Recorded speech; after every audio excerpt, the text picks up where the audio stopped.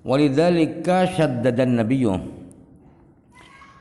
saddada Rasulullah sallam an-nakira fihi faqala amma yakhsha alladhi yarfa'u ra'sahu qabla al-imami ay yuhawwila Allah taala ra'sahu ra'sah himarin.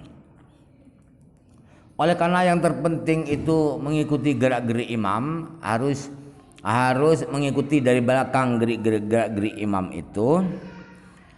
Oleh karena itu Rasulullah keras sekali marahnya Rasulullah dalam hal mendahului imam. Imam belum ruku dulu. Imam belum i'tidal lebih dulu.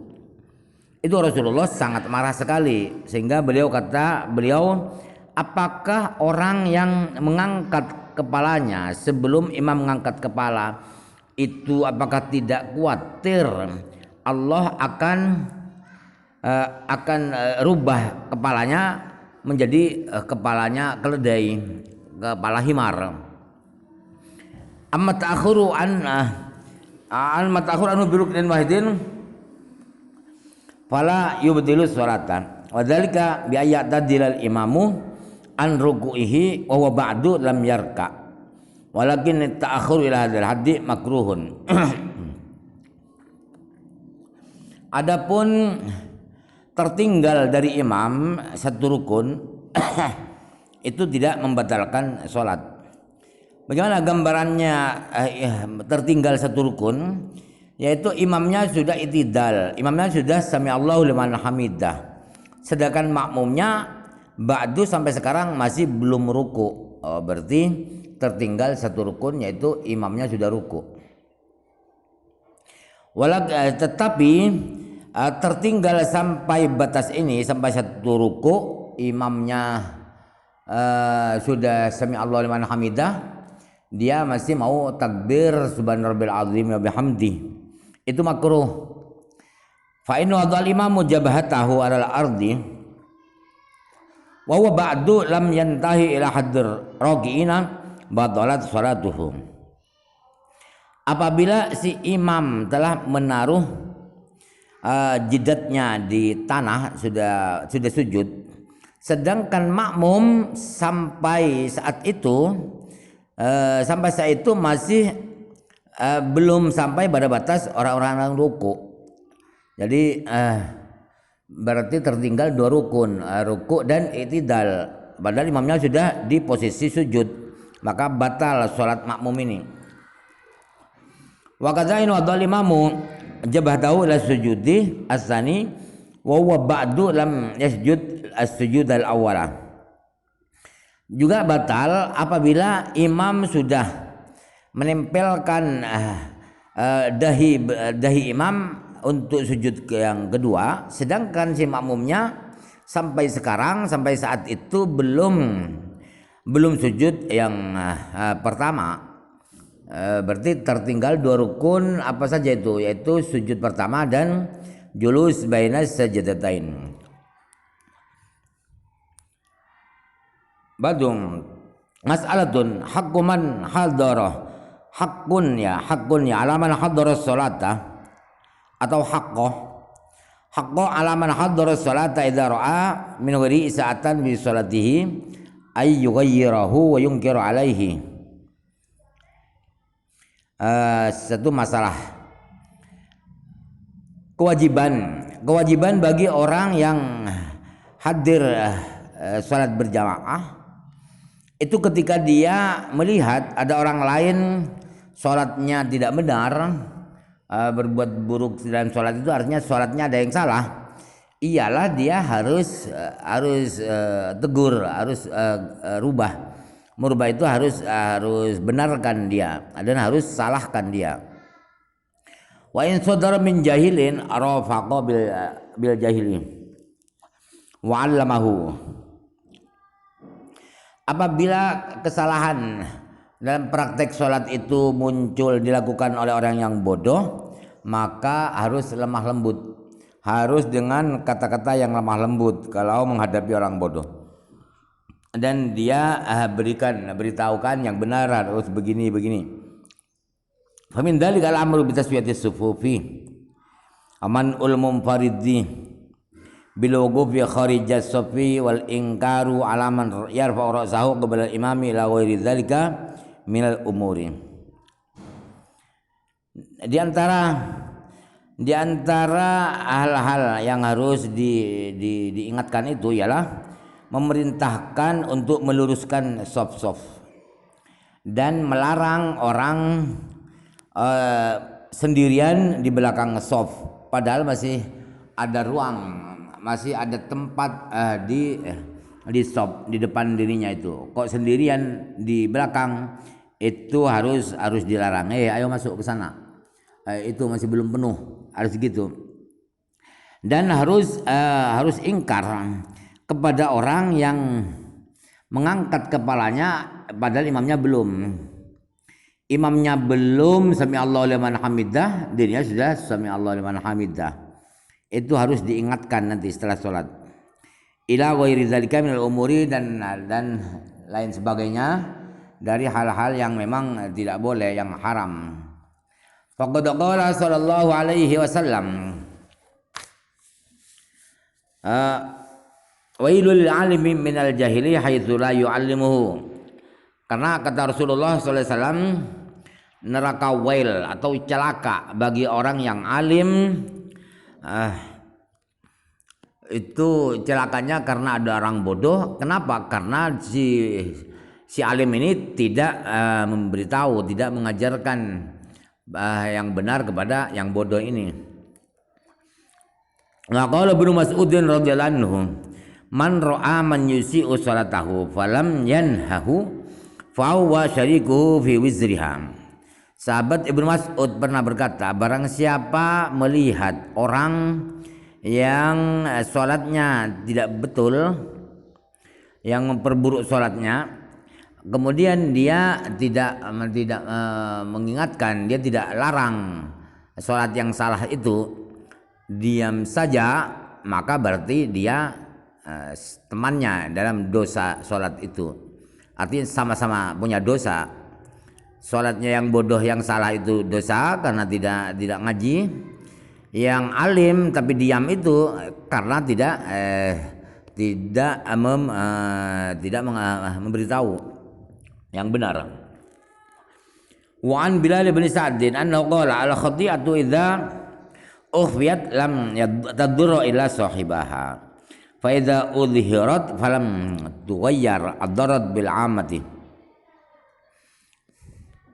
Diriwayatkan dari Imam Bilal bin Sa'ad bahwa beliau berkata, suatu kesalahan ketika disembunyikan, ada di dalam rumah bersembunyi pelakunya, maka yang berdosa hanya orang yang melakukan kesalahan itu saja. Tetapi suatu kesalahan itu kalau dilakukan di publik, di banyak orang, kemudian didiamkan, tidak diingatkan, maka kesalahan itu adalah membahayakan orang umum. Jadi semua orang yang diam itu ikut berdosa. Wajah bil hadis anna Bilalan kana yusawi sufufa wa yadribu araqibahum bid-dirrati. Di sebuah hadis ada diterangkan bahwa sahabat Bilal itu kalau sholat dulu meluruskan saf-saf dulu. Kemudian ujung kaki depan, kaki belakang, mereka oleh sahabat Bilal dipukul dengan cambuk. Ayo ini, aduh lurus sambil dipukul. Wa an Umar radhiyallahu anhu qala tafaqqadu bi ikhwanikum bis salati fa idza faqadtumuhum fa in kanu marda fa'uduhum wa in kanu asihha'a fa'atibuhum wal ita'ab fa'atibuhum. Sayyidina Umar pernah berkata, kata Sayyidina Umar,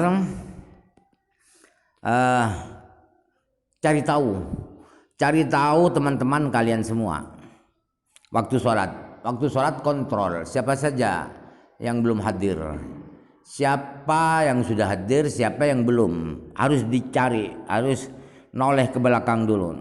apabila kalian tidak melihat, ya faqad tidak ada, oh yang ini si fulan ini kok tidak ada, itu lihat dulu kenapa kok tidak ikut berjamaah, apakah mereka sakit? Kalau sakit maka besuk, maka sambangi. Apabila mereka yang tidak ikut jamaah itu sehat-sehat, tidak sakit, maka marahi mereka. Fa'atibum itu marahi ya. Wal itabu ingkarun alaman torkal jama'ata. Jadi memarahi itu bentuk ingkar kepada orang yang tidak ikut berjamaah. Walain bagi ayat sahala fihi, dalam urusan ingkar mereka yang tidak ikut berjamaah atau praktek-praktek sholatnya salah, itu jangan dianggap remeh, jangan diabaikan.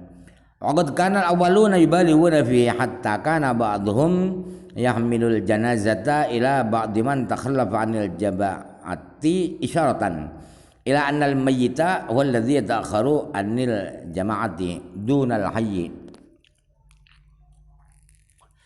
Ulama salaf itu dulu itu sangat berlebihan di dalam urusan sholat berjamaah itu, sampai-sampai ada salah seorang ulama salaf itu membawa jenazah itu dibawa ke rumah orang yang tidak ikut berjamaah. Di bawah itu adalah kata sindiran, isyaratan, sebagai sindiran bahwa mayit itu adalah orang yang tertinggal tidak ikut berjamaah, bukan orang yang masih hidup. Begitu maksudnya beliau membawa jenazah itu ke rumah orang yang tidak ikut berjamaah. Wa man dakhala al-masjida yang bagi ayaqsida yamin as-saffi. Walidzalika tazahama an-nasu alaihi bi zamani Rasulillah sallallahu alaihi wasallam hatta qila lahu ta'addalatil maisaratu faqala sallallahu alaihi wasallam man amara maisaratal masjidi kana lahu kiflani minal ajri. Dianjurkan bagi orang yang masuk masjid itu usahakan cari posisi kanan, cari sebelah utara. Kalau di Indonesia ya, di sebelah utaranya imam. Oleh karena bagian kanan itu penting, fadilahnya besar, maka orang-orang berdesak-desakan, rebutan untuk cari posisi kanannya imam di zaman Rasulullah SAW, sehingga lama kelamaan Rasulullah dibisikkan. Rasulullah sof bagian kiri, bagian selatan ya kalau di sini, kalau di Madinah di bagian timur, sof bagian timurnya kosong Rasulullah. Lalu Rasulullah bilang, barang siapa mengisi, barang siapa meramaikan bagian posisi kiri masjid, maka dia akan mendapat dua bagian pahala. Wa mahma wajada ulaman bisoffi wala bijid li nafsihi makanan falu ayukhrijahu ila khulfu wa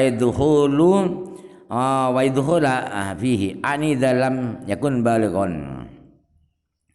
Apabila di masjid dia mendapatkan anak kecil ikut sholat berjamaah di masjid, dia ada di shaf. Sedangkan shafnya sudah penuh dengan anak kecil, itu sudah penuh. Jadi sehingga dia harus sholat harus sendirian, berdiri di belakang sendirian. Maka dia boleh tarik anak itu ke belakang. Boleh ditarik ke belakang, kemudian dia masuk ke shaf itu. Tapi apabila anaknya itu belum baligh, masih umur 7 tahun misalnya, umur 6 tahun. Oh itu wa hadza ma aradna an nadhkurahu min al-masail allati ta'ummu bihal balwa.